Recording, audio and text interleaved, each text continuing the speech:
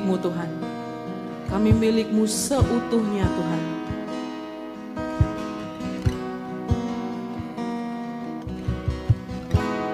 Dalam kesesakanku, Kau beri kedamaian-Mu. Dalam keraguan ku temukan wajah-Mu.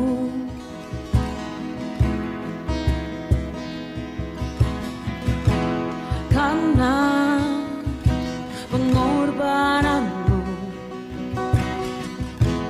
Kau jadikanku baru. Sungguh ku terkagum, amanku di dalam-Mu, Yesus. Kau membuatku sesuai rencana-Mu. Kau memegang setiap musim hidupku. Ku serahkan semua kekhawatiranku, ku milik-Mu.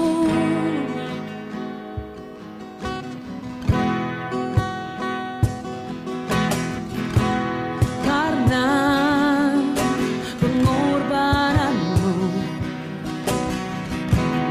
Kau jadikanku baru. Sungguh ku terkagum, amanku di dalam-Mu, Yesus. Kau membuatku sesuai rencana-Mu. Kau memegang setiap musim hidupku. Ku serahkan semua kekhawatiranku, ku milik-Mu.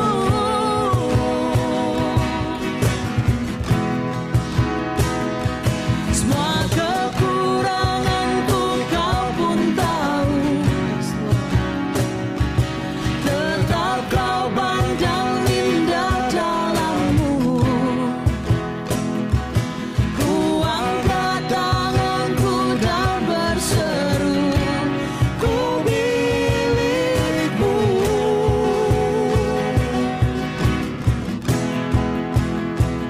Ku milik-Mu.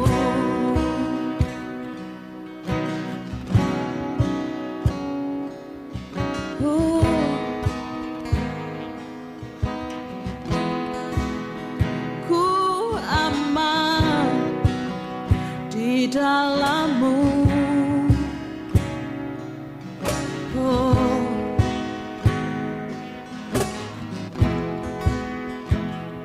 And I am yours now forever. In your grace I surrender. You are mine now forever. I'm alive in your wonder. I am yours now forever. In your grace I surrender. You are mine now forever. I'm alive in your wonder. Sing it again. I am yours now forever. In your grace I surrender.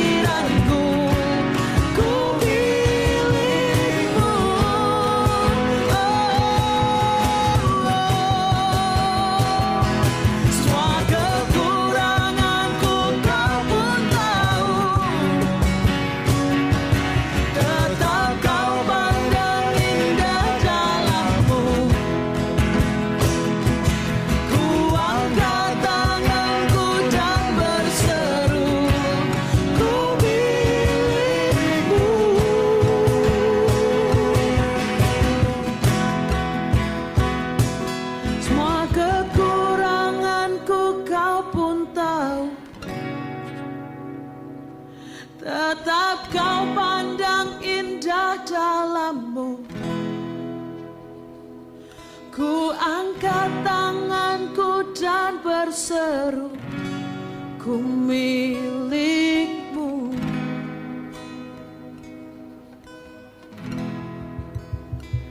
Ku milikmu.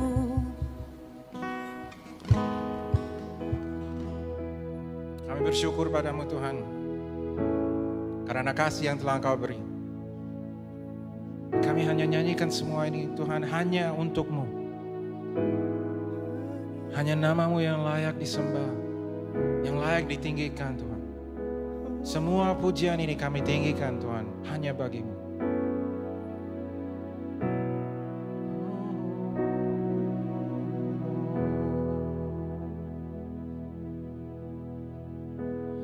Nyanyi pujian bagi-Mu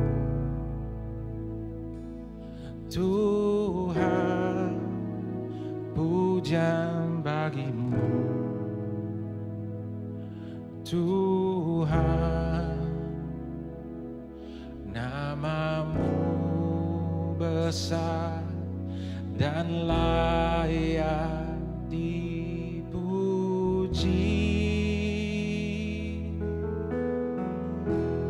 Nyanyi pujian bagi-Mu Tuhan, pujian bagi-Mu Tuhan. Nama-Mu besar dan layak dipuji.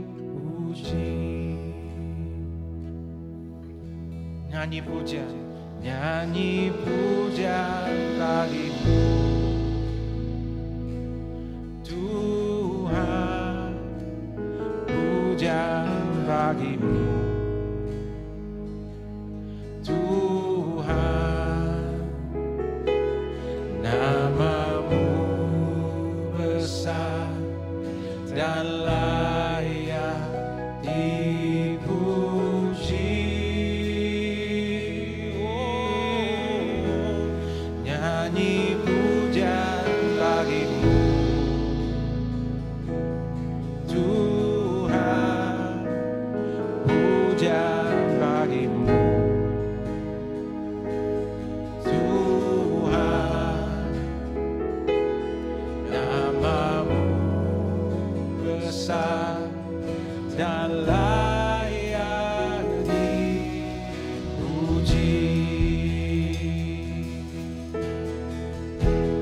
I sing praises to Your name, oh Lord, praises to Your name,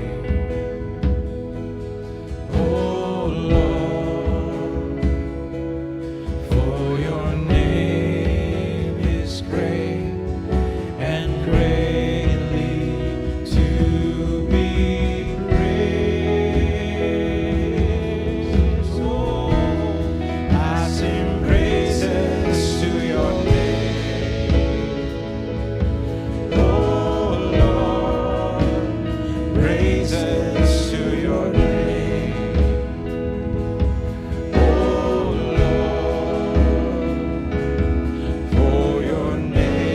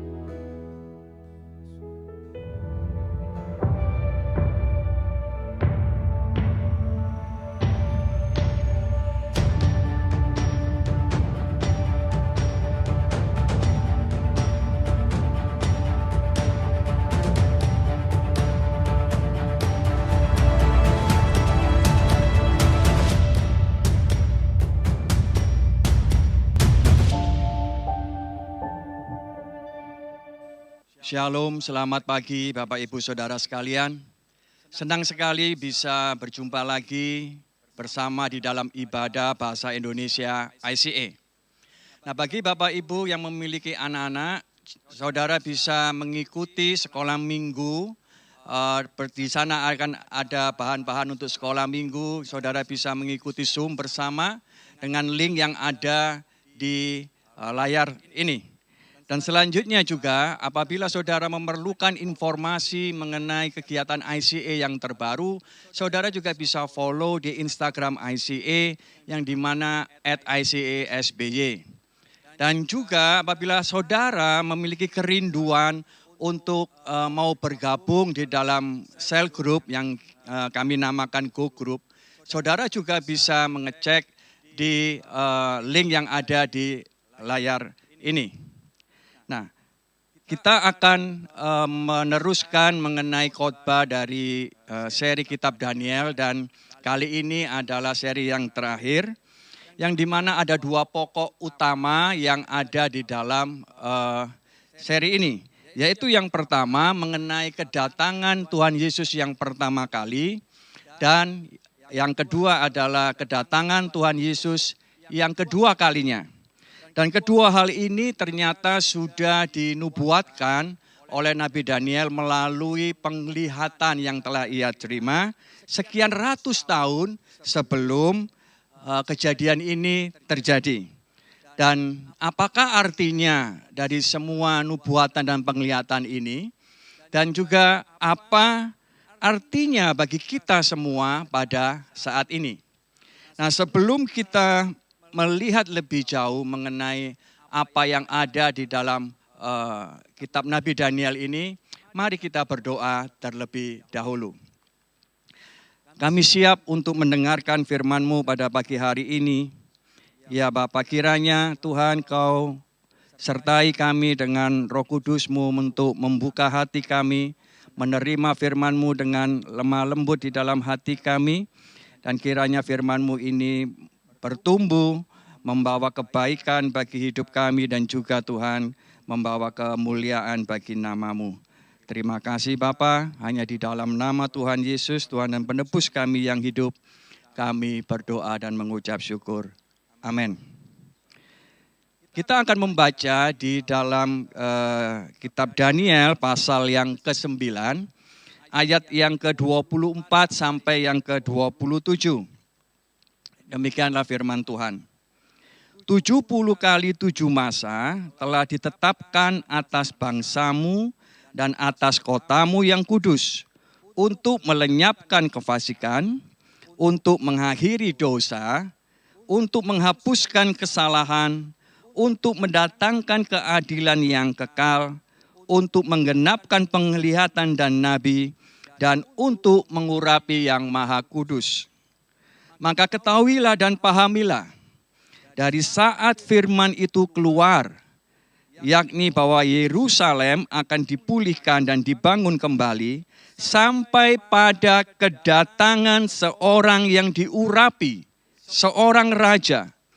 Ada 7 kali 7 masa, dan 62 kali 7 masa, lamanya kota itu akan dibangun kembali dengan tanah lapang dan paritnya. Tetapi di tengah-tengah kesulitan, sesudah ke-62 kali 7 masa itu, akan disingkirkan seorang yang telah diurapi, padahal tidak ada salahnya apa-apa. Maka datanglah rakyat, seorang raja, memusnahkan kota dan tempat kudus itu. Tetapi raja itu akan menemui ajalnya dalam air bah. Dan pada sampai akhir zaman, akan ada peperangan dan pemusnahan seperti yang telah ditetapkan. Raja itu akan membuat perjanjian itu menjadi berat bagi banyak orang selama 1 kali 7 masa. Pada pertengahan 7 masa itu, ia akan menghentikan korban sembelihan dan korban santapan. Dan di atas sayap kekejian akan datang yang membinasakan, sampai pemusnahan yang telah ditetapkan menimpa yang membinasakan itu.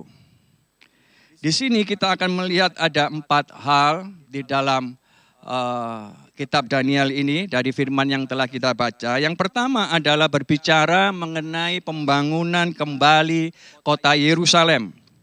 Kita tahu pada saat kerajaan Yehuda dikalahkan oleh kerajaan Babel, maka kota Yerusalem itu dihancurkan, bait Allah itu dirampok, semua barang-barang yang ada di dalam bait Allah diangkut semua ke Babel. Juga termasuk banyak orang yang ditawan dan dibawa ke Babel, termasuk juga Daniel dan beberapa orang yang ada di sana. Dan yang kedua adalah mengenai kedatangan Tuhan Yesus yang pertama sebagai Raja yang diurapi atau Mesias.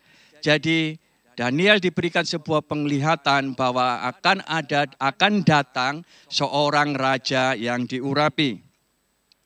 Dan juga yang ketiga bahwa Daniel diberi penglihatan bahwa sang raja yang diurapi itu, yaitu Tuhan Yesus, akan dibunuh, akan dihukum mati. Dan sesudah itu akan datang seorang raja yang memusnahkan kota Yerusalem kembali dan bait Allah juga akan diruntuhkan. Nah, dari 4 pokok hal ini mari kita akan lihat lebih jauh mengenai penjelasannya. Yang pertama adalah dari keputusan Raja Artatasta atau yang dikenal dengan Raja Xerxes yang mengutus Nabi Nehemia untuk membangun kembali Yerusalem sampai kedatangan Mesias, raja yang diurapi itu. Dari mulai awal sang raja memberikan sebuah titah atau perintah sampai kedatangan Yesus raja yang diurapi itu memakan waktu selama 483 tahun. Tahu dari mana angka 483 tahun? Kita baca kembali yang ayat ke-25 dikatakan seperti ini. Maka ketahuilah dan pahamilah dari saat firman itu keluar, yakni bahwa Yerusalem akan dipulihkan dan dibangun kembali sampai pada kedatangan seorang yang diurapi, seorang raja. Ada 7 kali 7 masa dan 62 kali 7 masa. Artinya di sini bahwa 7 ditambah 62, 69 dikalikan 7 tahun itu akan terdapat angka 483 tahun. Nah, pada saat tahun ke-483 dari Raja Xerxes itu mengeluarkan perintah, maka genaplah nubuatan yang ada dari Nabi Zakaria. Yang ada terdapat di Zakaria pasal yang ke-9, ayat yang ke-9. Yang mengatakan seperti ini, bersorak-soraklah dengan nyaring hai putri Sion, bersorak-sorailah hai putri Yerusalem. Lihat rajamu datang kepadamu, ia adil dan jaya.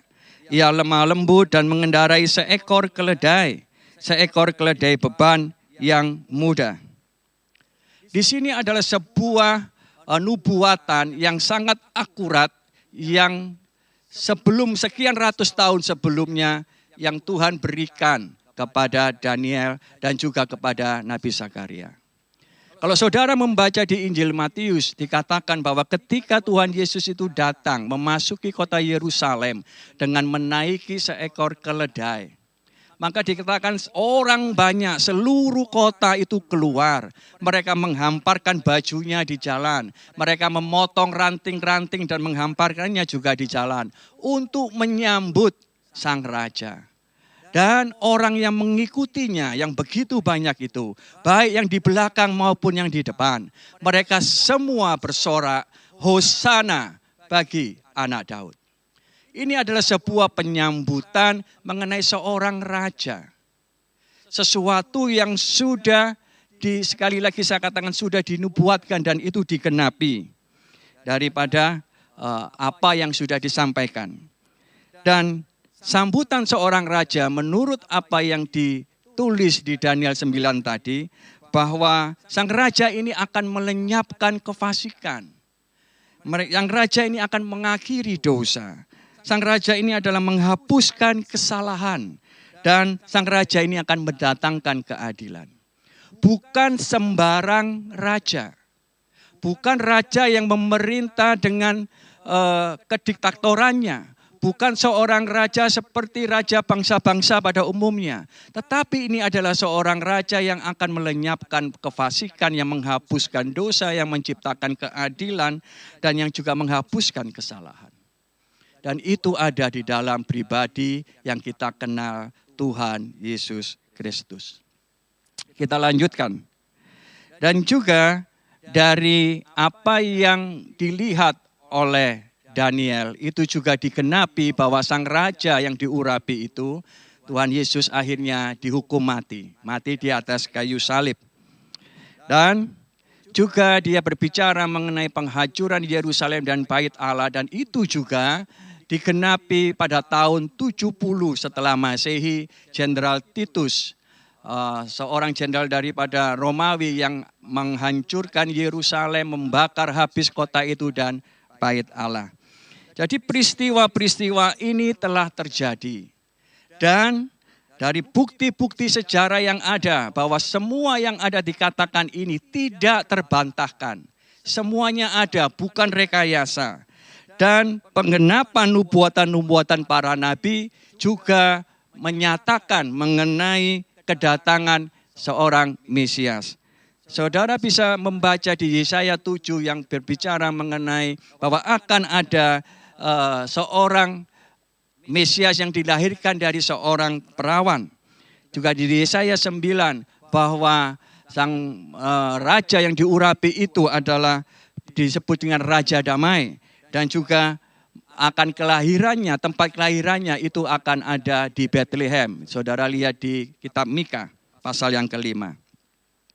Semua ini menunjukkan bahwa Allah kita adalah Allah yang menguasai sejarah.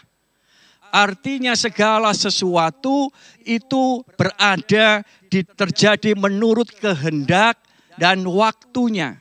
Tidak ada satupun yang terlewatkan menurut apa yang ada di dalam rencananya. Saya ulangi, bahwa Allah kita adalah Allah yang menguasai sejarah. Artinya semuanya terjadi menurut kehendak dan menurut waktunya. Termasuk hidup saudara dan saya. Bahwa kita bisa hidup di era zaman ini, di kota Surabaya. Itu bukanlah sebuah kebetulan. Bahwa semuanya sudah ada di dalam rencana Allah. Karena Allah lah yang memegang kendali seluruhnya atas segala hidup kita. Jadi saudara tidak perlu mengeluh, komplain mengenai aduh kok gak enak ya hidup di Surabaya, lebih enak saya tinggal di Jepang misalnya. Tidak, kalau saudara bisa berada di sini, berarti saudara itu berada di dalam rencana dan kehendak Allah. Ada sesuatu yang Tuhan mau kerjakan di dalam kehidupan saudara. Untuk itulah kita sebagai orang percaya, kita menyadari akan kedaulatan Allah yang ada di dalam hidup kita setiap hari, setiap saat. Dan juga tidak hanya berbicara apa yang telah terjadi sebelumnya atau yang terjadi saat ini, bahwa kedaulatan Allah, yaitu Allah yang memegang segala sesuatu kendali di dalam kehendak dan waktunya, juga berbicara kepada masa depan. Masa depan saudara dan saya itu pun juga ada di dalam rencana dan kehendaknya. Dan akan terjadi sesuai menurut waktunya. Nah, kita lihat tadi bahwa mengenai kedatangan Tuhan Yesus yang pertama sudah tergenapi dan semuanya itu nyata adanya, tidak terbantahkan, semuanya juga bisa dibuktikan baik secara sains dan hal yang lainnya. Nah, kita akan melihat bahwa mengenai nubuatan yang selanjutnya yang ada di kitab Daniel mengenai kedatangan Yesus yang kedua kalinya. Dan ini penting dan kita percaya bahwa hal ini pun pasti akan terjadi. Kita baca di Daniel pasal yang ke-7 ayat yang ke-9 sampai yang ke-10. Terus kemudian kita lompat ke ayat yang ke-13 dan ke-14. Demikianlah firman Tuhan. Sementara aku terus melihat tahta-tahta diletakkan, lalu duduklah yang lanjut usianya. Pakaiannya putih seperti salju, dan rambutnya bersih seperti bulu domba. Kursinya dari nyala api dengan roda-rodanya dari api yang berkobar-kobar. Suatu sungai api timbul dan mengalir dari hadapannya. 1000 kali beribu-ribu melayani dia. Dan selaksa kali berlaksa-laksa berdiri di hadapannya. Lalu duduklah majelis pengadilan dan dibukalah kitab-kitab. Aku terus melihat dalam penglihatan malam itu. Tampak datang dengan awan-awan dari langit seorang seperti anak manusia. Datanglah ia kepada yang lanjut usianya itu dan ia dibawa ke hadapannya. Lalu diberikan kepadanya kekuasaan dan kemuliaan dan kekuasaan sebagai raja. Maka orang-orang dari segala bangsa, suku bangsa dan bahasa mengabdi kepadanya. Kekuasaannya ialah kekuasaan yang kekal, yang tidak akan lenyap. Dan kerajaannya ialah kerajaan yang tidak akan musnah. Dari kisah ini kita bisa melihat bahwa yang lanjut usianya, saudara bisa menebak bahwa itu adalah Allah Bapa. Dan juga yang disebutkan bahwa yang datang dengan awan-awan dari langit yang menyerupai seorang anak manusia, itu adalah Tuhan Yesus. Dan di situ juga ada yang namanya majelis pengadilan, artinya lebih daripada satu orang yang ada di sana. Dan juga di sana disebutkan bahwa dibukalah kitab-kitab, artinya lebih daripada satu kitab. Saya nggak tahu itu kitab apa saja. Tetapi yang jelas di sini adalah penglihatan itu adalah mengenai apa yang akan terjadi kelak, bahwa akan datangnya Yesus yang kedua kali. Dengan jelas disebutkan di sini bahwa Yesus akan datang kembali dengan di atas awan-awan. Dan itu sendiri Tuhan Yesus mengatakannya di Matius 24 ayat yang ke-30. Dikatakan seperti ini. Pada waktu itu akan tampak tanda anak manusia di langit. Dan semua bangsa di bumi akan meratap. Dan mereka akan melihat anak manusia itu datang di atas awan-awan di langit. Dengan segala kekuasaan dan kemuliaannya. Di Wahyu, pasal yang pertama, yang ke-7 juga Rasul Yohanes mendapatkan penglihatan yang dikatakan, lihatlah, ia datang dengan awan-awan dan setiap mata akan melihat dia, juga mereka yang telah menikam dia. Dan semua bangsa di bumi akan meratapi dia. Ya, amin. Artinya bahwa ketika Tuhan Yesus kelak datang, semua manusia, semua mata akan melihat kedatangannya. Tidak ada satupun manusia di muka bumi ini yang tidak melihat kedatangannya. Artinya kita bisa berpikir bahwa kedatangan Tuhan Yesus itu adalah sesuatu yang sungguh luar biasa. Sesuatu yang megah, yang tidak bisa terbayangkan oleh manusia. Karena seluruh manusia melihatnya. Melihat Tuhan Yesus datang di atas awan-awan dengan segala kemuliaannya. Dan itu tidak akan terbantahkan. Dan itu kelak pasti akan terjadi. Saudara, kita saat ini hidup berada pada ujung akhir. Yang paling akhir daripada akhir zaman. Dan apa yang sudah dinubuatkan pada kedatangannya yang pertama dan itu sudah terjadi. Kita juga sebagai orang percaya boleh percaya dan berharap bahwa yang kedua pun kedatangan Tuhan Yesus juga pasti akan terjadi. Bahwa kita tahu, sudah saya sebutkan tadi, bahwa Allah kita itu adalah Allah yang menguasai sejarah.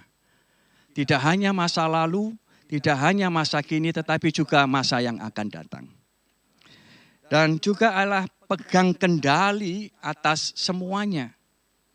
Semuanya ada di dalam rencananya. Tidak ada yang luput atau ketinggalan. Allah kita itu bukan Allah yang hit and miss. Kadang benar, kadang ketinggalan, kadang luput. Bukan. Allah kita selalu tepat. Allah kita selalu setia dengan apa yang telah dikatakan dan dijanjikannya. Dan puji syukur kita memiliki Allah seperti itu.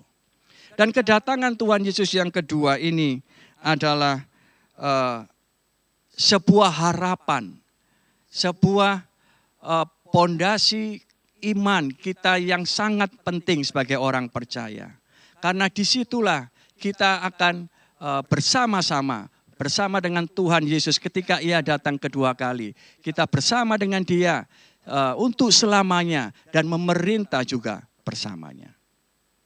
Artinya saudara, bahwa apapun yang terjadi di dalam kehidupan kita pada saat ini, di situasi pandemi atau masalah apapun, kita boleh percaya dan berharap bahwa Tuhan kita, Tuhan yang selalu melihat kita, yang peduli kepada kita, yang memegang kendali sepenuhnya atas hidup kita, baik hari ini maupun yang masa depan. Tuhan kita adalah Tuhan yang setia. Dan Allah yang kita kenal, yang memegang sejarah, yang menguasai sejarah, yang memegang kendali sepenuhnya menurut kehendak dan waktunya, itu kita kenal dengan namanya Yesus Kristus.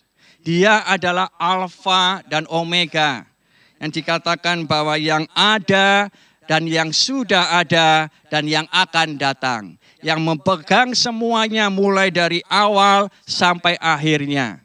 Itu adalah Tuhan kita Yesus Kristus yang maha kuasa.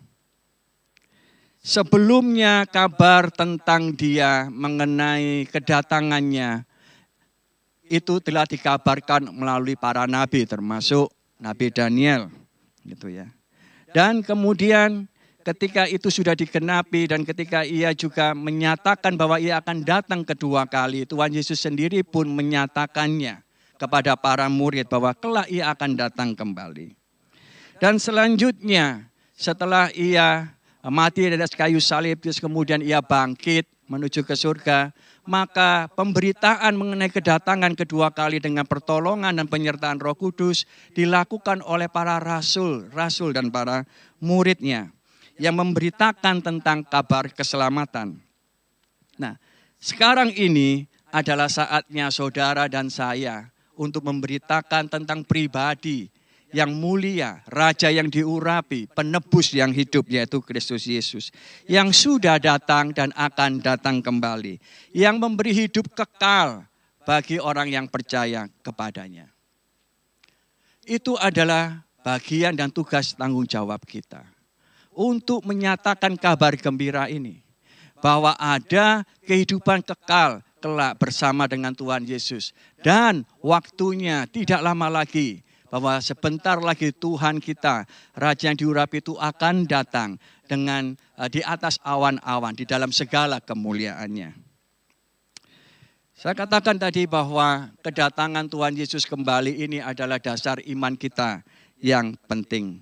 Pengharapan yang utama di dalam hidup kita sebagai orang yang percaya, bahwa kita tidak akan hidup sia-sia di dunia ini, tapi kita akan kelak hidup bersama dengannya dan memerintah bersama dengannya.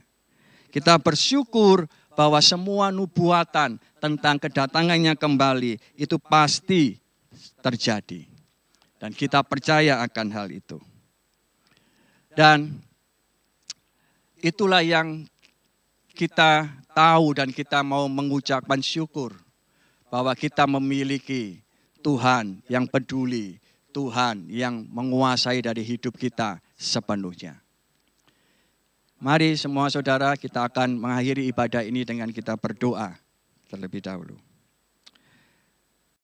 Kami mengucap syukur Bapa Surgawi, bahwa kami memiliki Allah seperti Engkau, Tuhan yang hidup, Alfa dan Omega, yang kami kenal dengan nama Tuhan Yesus Kristus. Bahwa Engkau Tuhan yang menguasai sejarah, Engkau yang memegang segala kendali di dalam hidup ini menurut kehendak-Mu dan menurut waktu-Mu. Dan kami pun boleh percaya bahwa kehidupan kami pun ada di dalam tangan-Mu, ada di dalam kendali-Mu. Dan apa yang Kau rencanakan di dalam hidup setiap kami itu adalah baik adanya. Dan kami mengucap syukur akan hal itu. Dan kiranya Tuhan bahwa Kau tambahkan di dalam diri kami pengharapan yang semakin hari semakin besar. Iman yang Kau tambahkan untuk kami semakin percaya bahwa kedatangan-Mu ini adalah sesuatu yang kami rindukan, yang kami tunggu-tunggu Tuhan. Untuk kami menyaksikan mengenai kemuliaan-Mu, kedatangan-Mu yang kedua kali. Untuk kami boleh bersama dengan Engkau selama-lamanya dan memerintah bersama dengan-Mu. Dan kiranya firman-Mu ini menumbuhkan sebuah harapan kepada setiap kami yang mendengar. Bahwa ada sebuah kebangkitan di dalam jiwa kami, menghalau segala keputusasaan bahwa kami memiliki Tuhan yang peduli, Tuhan yang selalu menepati janji-Mu. Terima kasih Bapa. Kami mengucap syukur untuk firman-Mu pada pagi hari ini. Di dalam nama Tuhan Yesus kami berdoa. Saudara bisa membuka tangan saudara, saya akan berdoa berkat bagi saudara.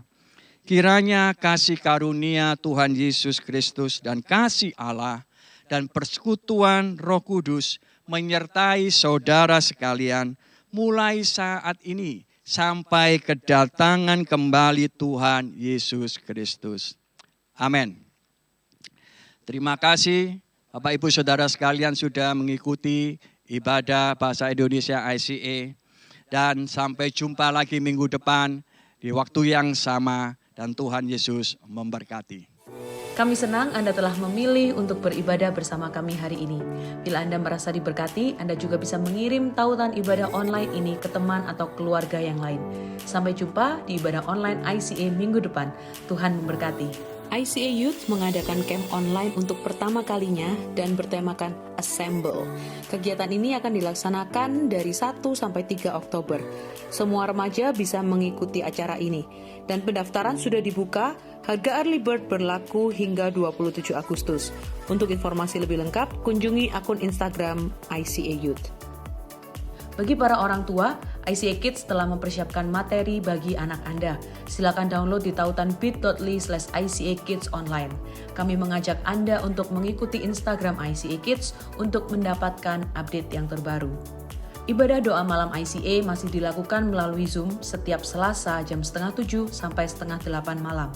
Periksa Instagram ICA untuk mendapatkan Zoom passwordnya. Mari bersama berdoa di tengah situasi pandemi seperti saat ini. Anda bisa memberikan persembahan melalui transfer antar rekening atau cukup scan QR Code yang ada di layar sesuai dengan tujuan persembahan Anda. Kunjungi website ICA untuk informasi yang lebih lengkap. Bila Anda rindu untuk didoakan, Anda cukup mengisi form di tautan bit.ly/ICA Prayer Online. Pastoral Team dan Prayer Team ICA akan siap berdoa bagi Anda. Mari follow ICA Surabaya di semua media sosial kami, agar Anda bisa mendapatkan informasi dan update yang terbaru tentang ICA. Sudahkah Anda mengikuti ibadah online ICA melalui aplikasi Church Center? Hanya dengan memilih gambar menu Church di bagian bawah layar, Anda bisa menyaksikan ibadah ICA, juga bisa berinteraksi dengan jemaat yang lainnya. Bagi Anda yang belum mendownload aplikasi ini, kami mengajak Anda untuk mencobanya sekarang. Satu aplikasi untuk semua hal tentang ICA. Tunggu apa lagi? Download sekarang juga.